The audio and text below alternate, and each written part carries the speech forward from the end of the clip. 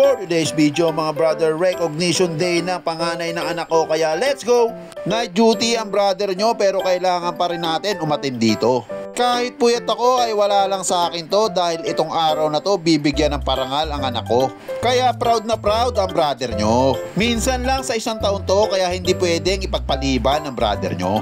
Kaya mga brother, samahan nyo ko, biyahe na tayo papuntang Antipolo pero pagasolina muna tayo. Alas 8 pa naman ang punta namin sa school kaya relax muna tayo. Pero syempre almusal muna tayo. Di tayo pwede pumunta doon ng gutom, baka naman mag-collapse tayo.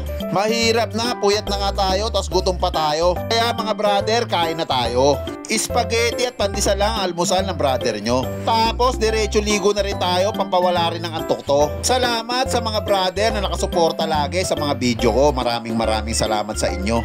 Sana huwag kayong magsasawang suportahan ng brother nyo hanggang dulo. Mahal na mahal kayo ng brother nyo katulad ng pagmamahal nyo sa mga napapanood nyo. Kaya isang puso naman dyan brother, masaya na ang brother nyo. Tapos rekta na tayo ng Antipolo National High School kung saan dito nag-high school din ang brother nyo. Maraming memorya ang brother nyo nung nag-aaral pa ako dito. Naaalala ko ang hagdan na to na inaakyat ng brother nyo, napakataas at napakahaba nito. Araw-araw to inaakyat ng brother nyo pag pumapasok ako dito. Sa mga classmate ko dyan, kamusta na kaya kayo?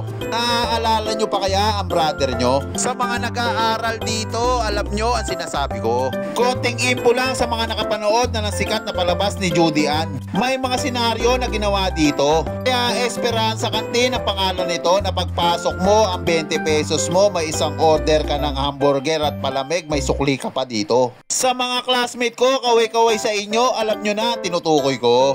Balik na tayo sa lugar ng programa sa araw na to. Habang naghihintay tayo, ang brother nyo pa video-video. Ang laki na talaga ng pinagbago ng eskwelahan na to. Kaya masaya ang brother nyo dahil dito mag-aaral ang mga anak ko. At syempre, ngayong araw na to, tatanggap ng parangal ang panganay na anak ng brother nyo. Malapit na mag-start ang programa kaya ang brother nyo humanap na ng pwesto. Mukhang standing position ngayon ang brother nyo kasi ang daming magulang na umatindi ng recognition ng araw na to. Pero walang problema naman sa brother nyo, sanay naman na nakatayo to. Start na ng programa, pakinggan muna natin ang mensahe ng principal ng eskwelahan na to. At determinasyon ang mga hamon at sa huli, ito ay nagbunga ng matamis na karangalan. Magandang umaga!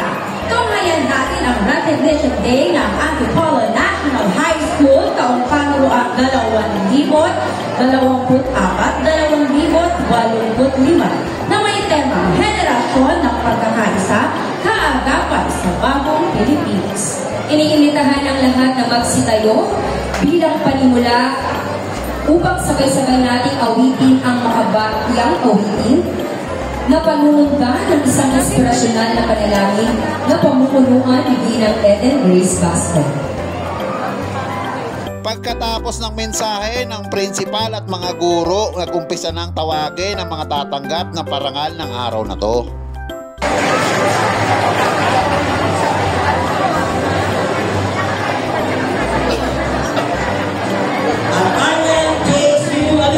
Tapos dumating na ang punto na tayo na tatawagin dito.